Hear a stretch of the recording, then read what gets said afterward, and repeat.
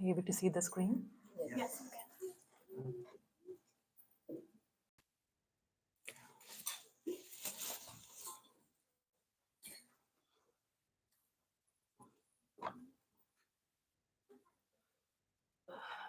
Welcome everyone for the Sunday feast. This is my first time giving class to a larger audience, and also my first time giving the Sunday feast lecture. I'm sure I'm going to make a lot of mistakes. I seek all of your blessings so that I can speak something of useful to everybody of us, so that I can come a little closer to Krishna. So we'll start with Jai Radha Madhava prayers. जय राधा माधवा कुंज बिहारी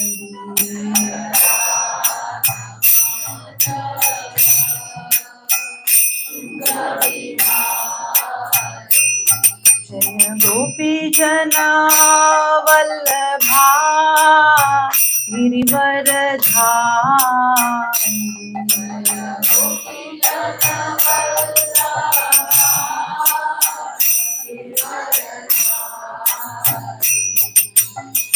यशोधानन्दन व्रज जनरञ्जना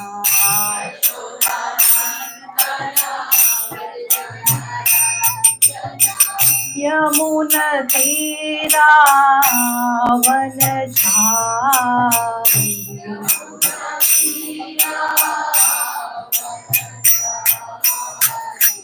जय राधा माधवा कुञ्ज बिहारी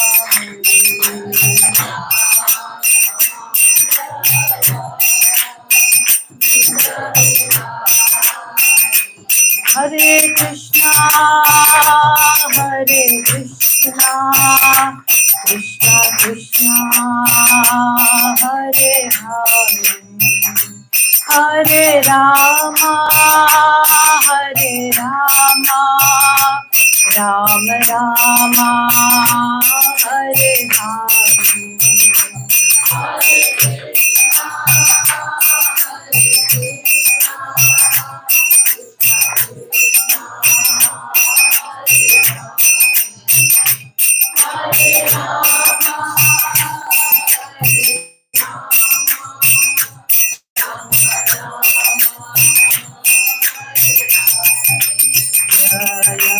जय प्रभुपाद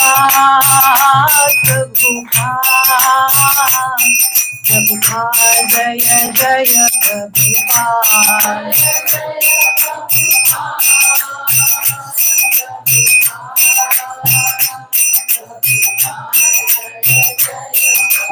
निताय गौर हरि बोल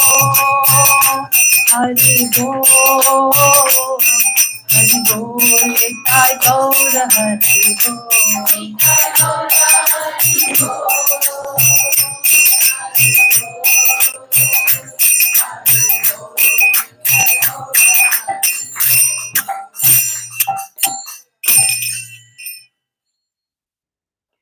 So we'll do the invocation prayers.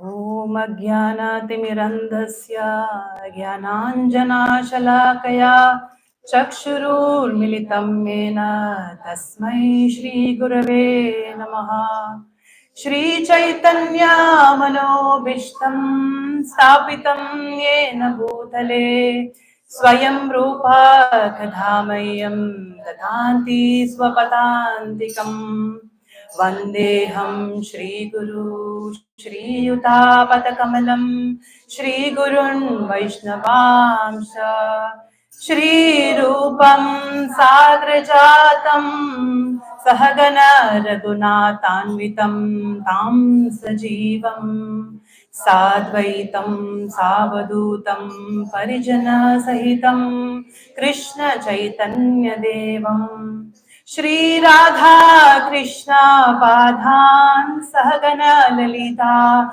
Shri Vishakhanvitamshta He Krishna Karuna Sindho Dinabandho Jagatpate Gopesh गोपिका कन्था राधा कन्था नमोस्तुते तप्त कांचना गौरांगी राधे वृंदावनेश्वरी वृषभानुसुते देवी प्रणमामि हरिप्रिये जय श्री कृष्णा चैतन्य प्रभु नित्यानंदा श्री अद्वैत गदाधार श्रीवासादि गौर भक्त वृंदा हरे Krishna Krishna Krishna Hare Hare Hare Rama Ram Ram Hare Hare. So we'll recite from Bhagavad Gita, chapter 3, verse 21. Please repeat after me.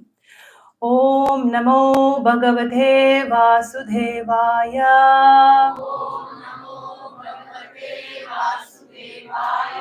Om Namo Bhagavate Vasudevaya.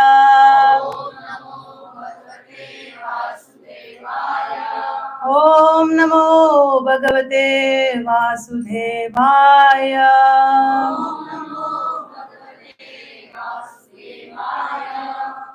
Yad yad acharati shrestas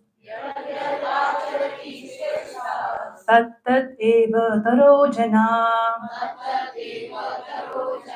sa yad pramanam kurute lokastad anuvartate yad yad acharati shrestas tat tat eva taro jana sa yad pramanam kurute lokastad anuvartate. Translation: whatever action a great man performs, common men follow, and whatever standards he sets by exemplary acts, all the world pursues. Purport by His Divine Grace A.C. Bhaktivedanta Swami Srila Prabhupada. Srila Prabhupada ki jai. People in general always require a leader who can teach the public by practical behavior. A leader cannot teach the public to stop smoking if he himself smokes. Lord Chaitanya said that a teacher should behave properly before he begins teaching. One who teaches in that way is called Acharya or the ideal teacher. Therefore, a teacher must follow the principles of Shastra, scripture, to teach the common man. The teacher cannot manufacture rules against the principles of revealed scriptures. The revealed scriptures, like Manu Samhita and similar others, are considered the standard books to be followed by human society. Thus, the leader's teaching should be based on the principles of such standard Shastras. One who desires to improve himself must follow the standard rules as they are practiced by the great teachers. The Srimad Bhagavatam also affirms that one should follow in the footsteps of great devotees, and that is the way of progress in the path of spiritual realization. The king or the executive head of a state, the father, and the school teacher are all considered to be natural leaders of the innocent people in general. All such natural leaders have a great responsibility to their dependents. Therefore, they must be conversant with standard books of moral and spiritual codes. So, in this verse, Prabhupada, in the purport, Prabhupada is writing what people in general should do, what a leader should do, and few examples of leaders. So, people in general should learn from the leaders, and if you're a leader, you should set an example.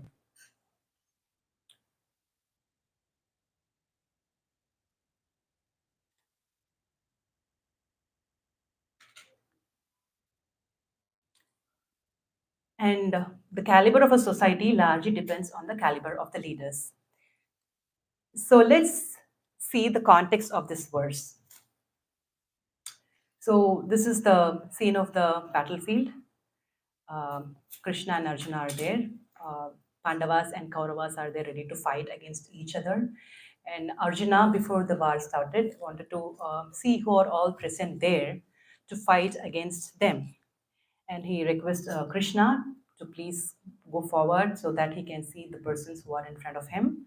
And he saw his own kinsman, his great grandfather, his teacher ready to fight against him, and he is unwilling to fight. He's bewildered.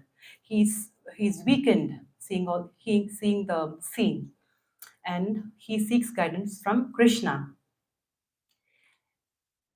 And Krishna instructs Arjuna. Krishna starts instructing Arjuna from chapter 2. Krishna explains Buddha Yoga. So Krishna responds to Arjuna, Arjuna, you don't need to lament because even the body is slain, the soul is never to be slain.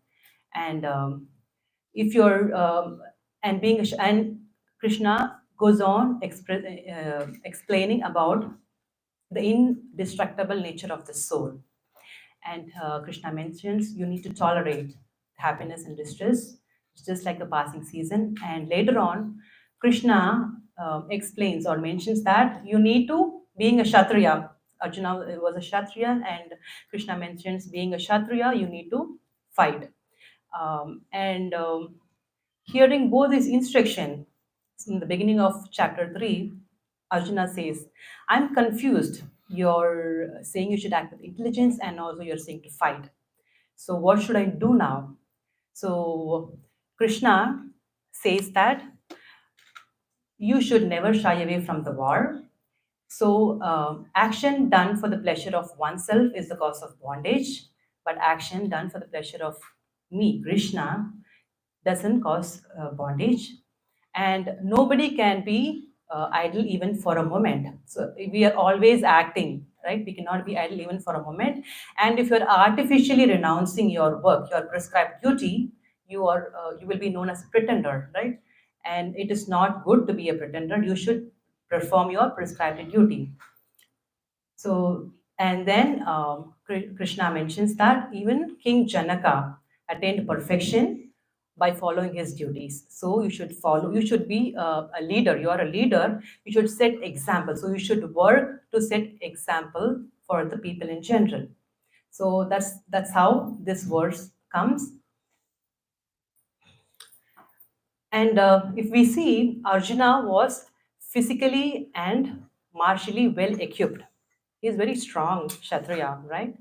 He's the best student of his teacher, but he is overwhelmed in his emotions. He has weakness in his emotion.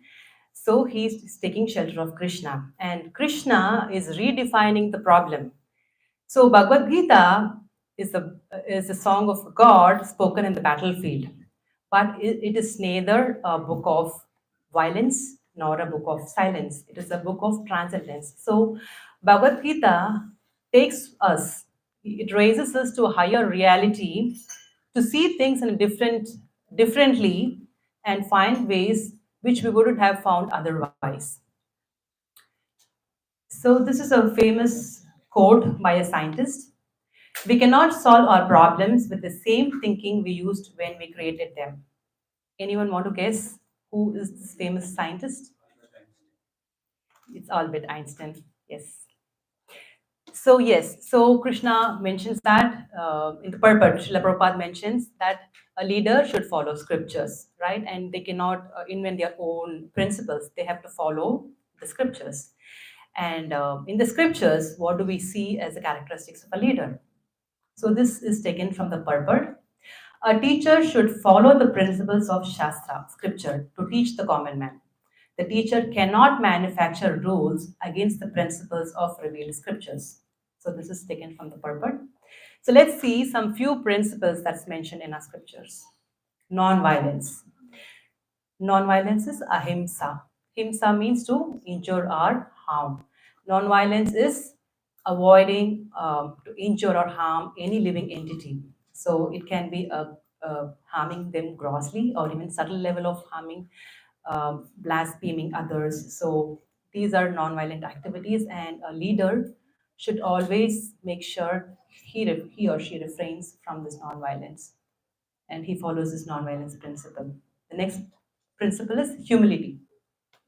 So humility doesn't mean that we are good of nothing and everybody is better than us, and anybody can trample upon me. That is called inferiority complex. So there is a difference between inferiority complex and humility. Uh, His Grace Chaitanya Charan Prabhu gives a beautiful definition or difference between the both. Inferiority complex is false ego frustrated, and humility is false ego rejected. So false ego, when inferiority complex is a state when you want to do a lot of things, you want to be good at this and you want to be good at that, but you cannot do, right? And you're frustrated and you say, okay, I'm small, I don't do anything. That is false ego. Frustrated is inferiority complex, and false ego rejected is humility. So you know your real position, right? Of you are very small, and Krishna is great, and you have to serve Krishna. This is what Srila Prabhupada always mentions. Humility is very simple to understand. We are very small, Krishna is very great, and we have to serve Krishna. So that is humility. And the best way to understand how tiny we are is if you can go to a planetarium, right? And there'll be this 3D theaters where they show travel to the outer space and all those things. So if you go there and sit relaxed in the AC, make sure you don't sleep because you'll be walking a lot in the planetarium. And if you don't sleep and if you watch closely, they zoom out, right, from Earth planet. Already in the perspective of Earth itself, we are very small. From this Earth planet, they zoom out to the planetary systems.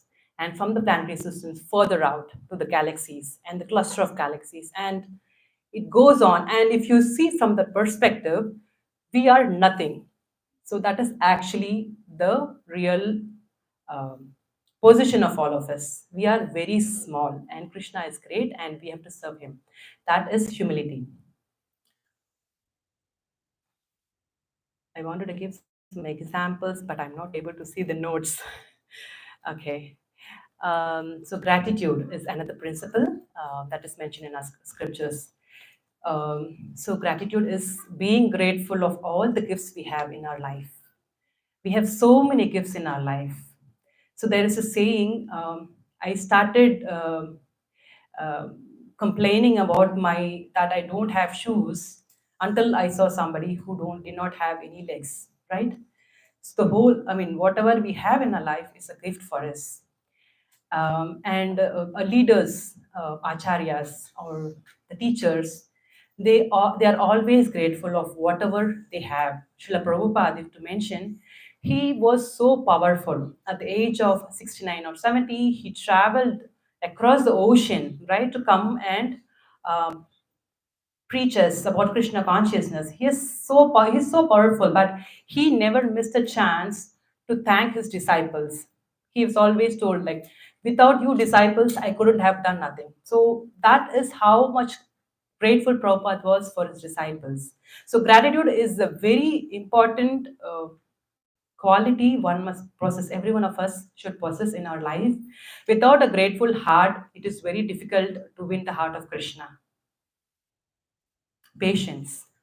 Patience is really important. In this fast world, we always want to do everything instant, right? As soon as you receive one message in the WhatsApp, you need to reply to it. Or if you send some message, you are waiting for a reply, right? We need fast result, and world is moving fast. But this patient principle is very important for a teacher. So just look like just for a student to go to work, we the whole from the childhood she or he learns just for going to wherever he wants to go. So it's a preparation. So we need to be patient. A mother, right? She carries the child in a room for 10 months. She cannot say, okay, I cannot wait. This child is troubling me. I just wanted to take out the baby out. It's not good. It's not good for the baby and for the child, right? Sorry, it's not good for the baby and for the mother. So patient is really important. And Srila Prabhupada, he was really patient. He received the instruction from a spiritual master. He was preparing his whole life to execute the instruction, and he didn't sit idle. He was waiting for the right opportunity and also preparing for the right opportunity to come and what to do when the right opportunity to come. So patience is a very important principle, and selflessness. I couldn't help but take example of Prabhupada for each and everything because he is an ideal leader. He's an acharya. So selflessness. Srila Prabhupada was in Vrindavan, happily in Radha Damodar temple. So anybody who visited Vrindavan will know that how much cheerful it is there in Vrindavan. Recently, we had a wonderful opportunity to go to Vrindavan. We recently visited India, and our family for the first time visited Vrindavan, and we couldn't leave Vrindavan. I mean, it is so wonderful to be there. It's so special, and Prabhupada lived all of that for the sake of the fallen souls, right? So Prabhupada is less selfless, just for the sake of others. He just left his comfort and traveled and preached and expanded this movement. So these are the some principles that's mentioned in our scriptures. And a leader, an ideal leader, we can see follows all these principles. And okay, all these principles are mentioned in the scriptures, but why do we need to follow the scriptures? What is the importance of scriptures? Why should we follow? Okay, this is mentioned in scriptures, right? We may think, what is the importance of scriptures? Few points we can go over. So, scriptures are not man made, meaning that it is coming directly from Krishna, Lord Himself. If we see the first verse of Srimad Bhagavatam mentions, Tene Brahma Hridayadi Kavaye Moyanti Yat Surayaha, which means Krishna imparted this Vedic knowledge, right, through the into the heart of Lord Brahma, and from there the descending succession followed. So earlier, the Vedic knowledge was transmitted through sound vibration.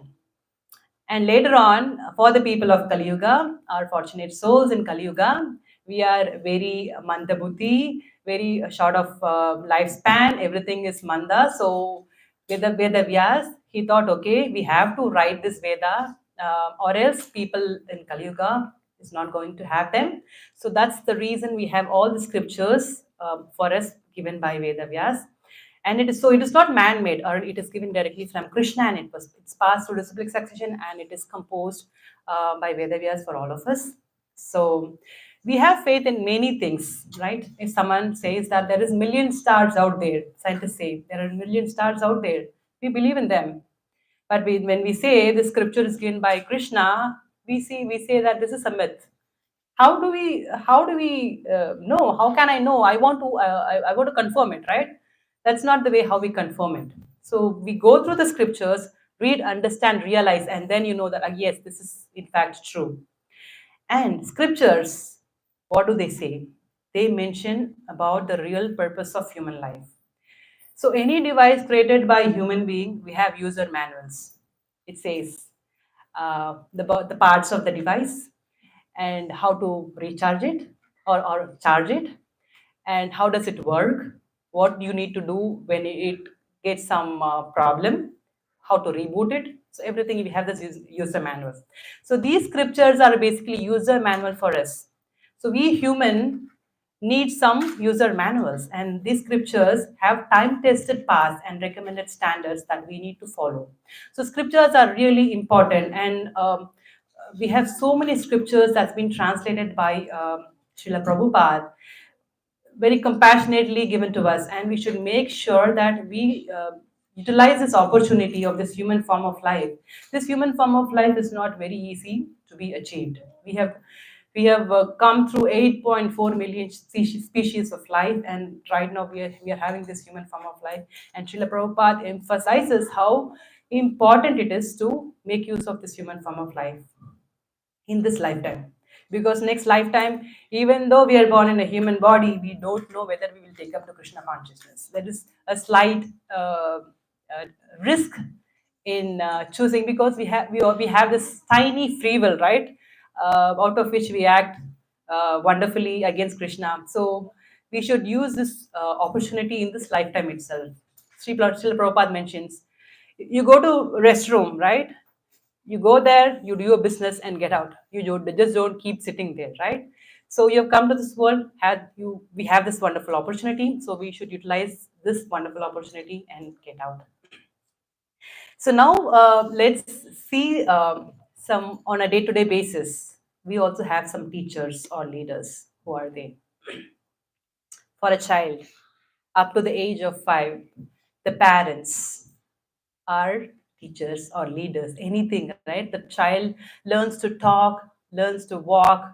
They also imitate parents, right? So parents are the first teachers or leaders to them. And when they grow a little bit older, they go to school, they go to music class, they go to dance class, they go to school, and they get inspired of one of the teachers, and they are attracted to the teacher. And later on, when they go a little older, we have all these artists, sports, and all these personalities. So they look for name, fame, and opulence, and they get attracted to those personalities, and they become an idol for them. And when they grow an adult, there are a lot of influences and a lot of ways an adult can get influenced by social institutions, spiritual and political ways. So these are few examples. So as we saw, yes, I'm tiny, right? The mouse is cute. So we saw there are an ideal leader, and they follow the principles. And we also saw why scriptures important. Those principles are mentioned in the scriptures, and why is the scriptures important? And there are so many people who inspires, right, on a day-to-day basis. And if you think I'm tiny, can I influence others, right? Surveys say that even the most introvert person in his lifetime influences 10,000 people. Okay, the most introvert person. So, what to speak of leaders, how they influence others. And if we say that, okay, I'll be good externally, and whatever happens, whatever is there inside, nobody is going to get hurt or harm. No, it is not like that. Even your small uh, the impurity in your heart is going to show in some way or the other. People, whoever is getting inspired by you, is going to get hurt. And every one of us is going to inspire others in one way or the other. There is we cannot even think that we are tiny, we cannot influence others. A small act can inspire or influence others. I can just give an example. So a couple of weeks back, we were traveling to Philadelphia morning. We went to a gas station to fill up the gas, and we opened the window. Here in New Jersey, we have the luxury to fill a tank. Somebody filling our tank, right? Back in St. Louis, where I came from a few years back, we have to get down the car and fill the tank. But here in New Jersey, we have the luxury of just sitting inside the car and get the tank filled. So this person who is going to fill the car, he just came. We lowered the window and we gave the car to him, and he told, "Good morning. How are you?" It's a small gesture that he made. And we felt so nice. It's so heartwarming to just get that small gesture. And my daughter was saying, "Oh, this is so nice. We have never, nobody has told like this before." So this small gesture can inspire everyone, right?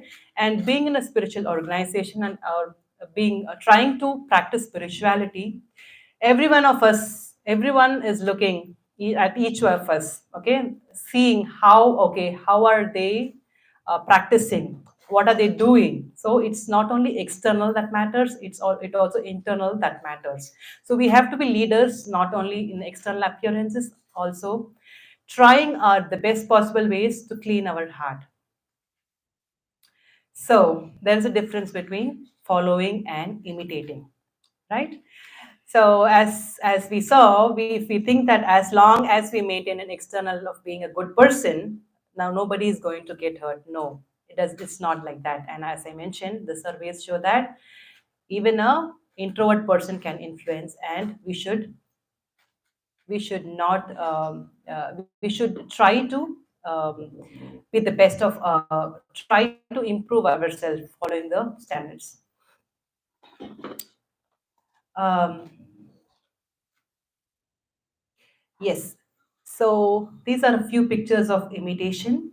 Um, so does someone want to mention? Can you spot out some difference between two kind of imitation? Yes. Yes. Yeah, true.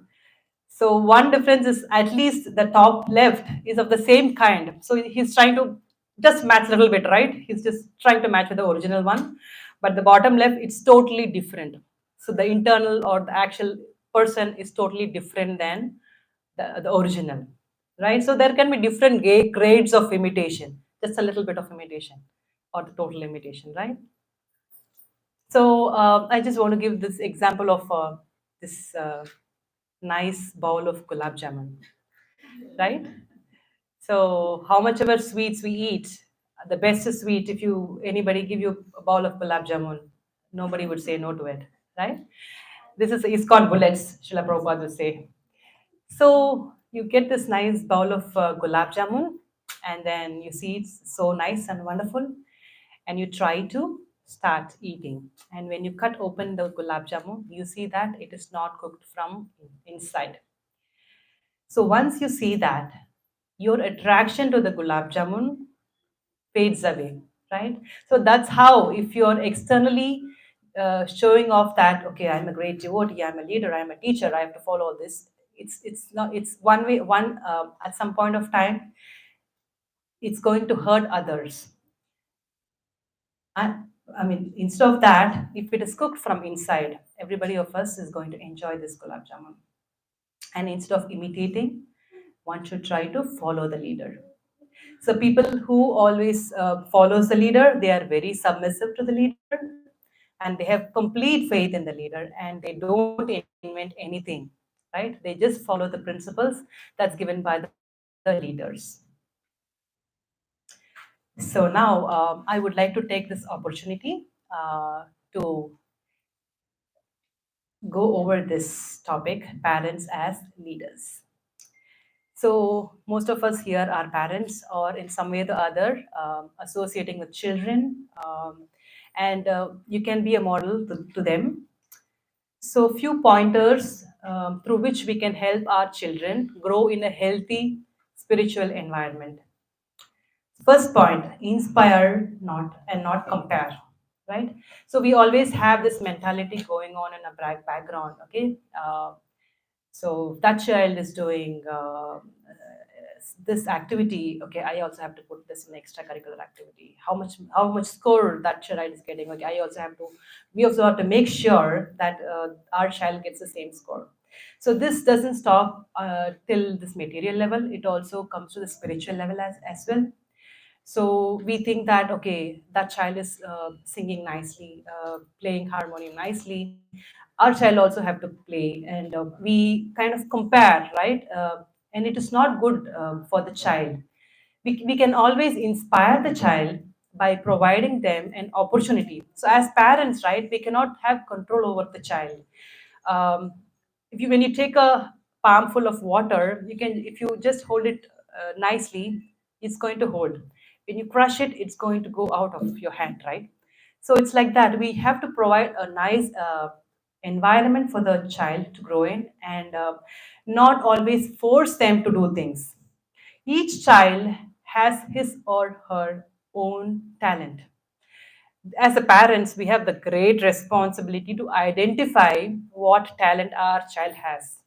Our child may be good at singing, our child may be good at writing poems for Krishna, our child might be good at drawing for Krishna. So we cannot like have a cookie cutter kind of thing that, okay, all the children, okay, my everybody is singing, my child also should sing.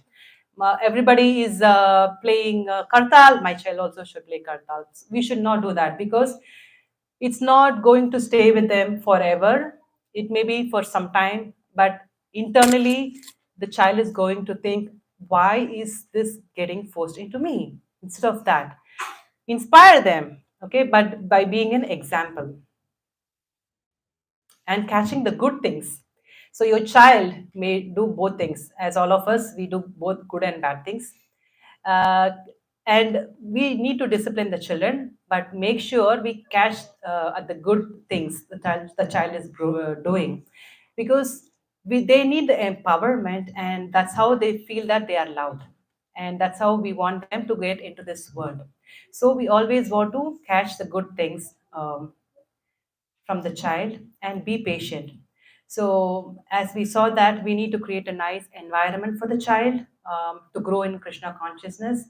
I'm saying Krishna consciousness because all of us are here wanting all of I mean our child to grow in Krishna consciousness, not externally but internally as well, and they have to carry this throughout, right?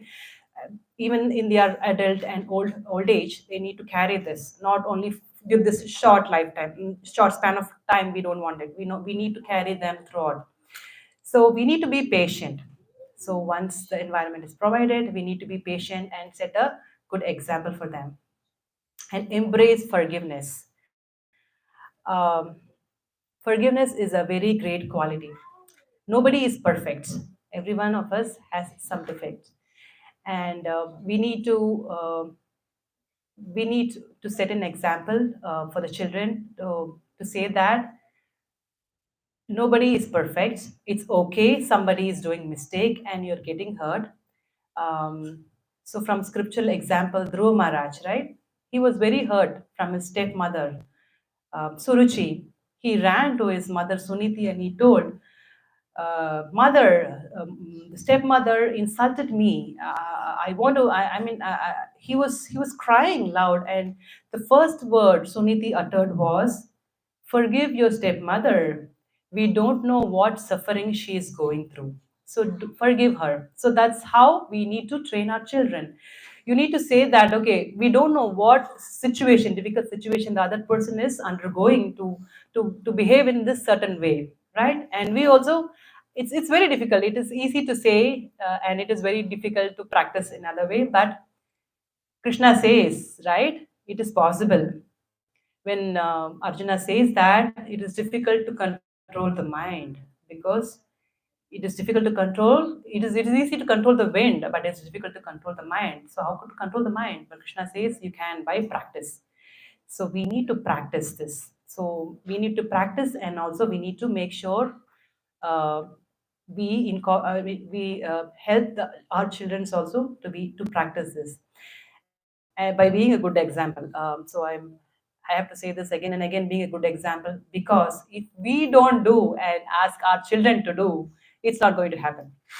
If we say that, okay, you have to chant, you have to concentrate on Krishna, you have to do this, you have to do that, so you're going to be more attached to Krishna. But if we don't do anything, it's not going to work. It doesn't work.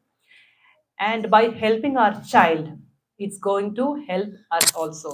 So it's benefit in two ways. So we are also going to grow by helping our child.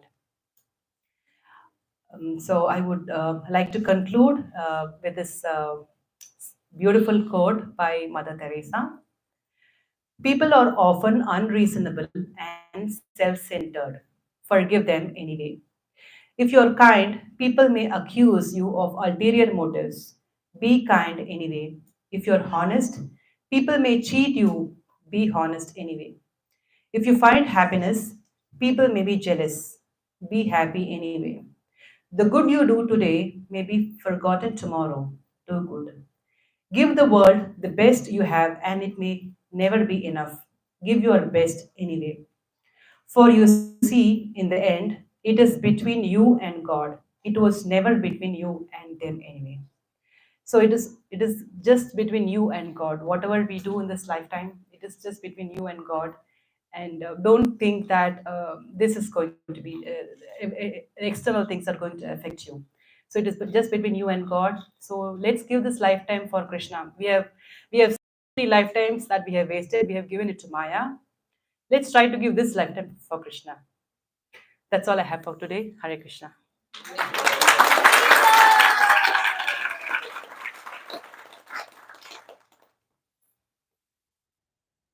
Any corrections, any comments are welcome.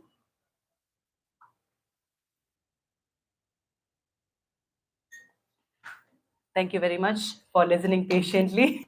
Hare Krishna.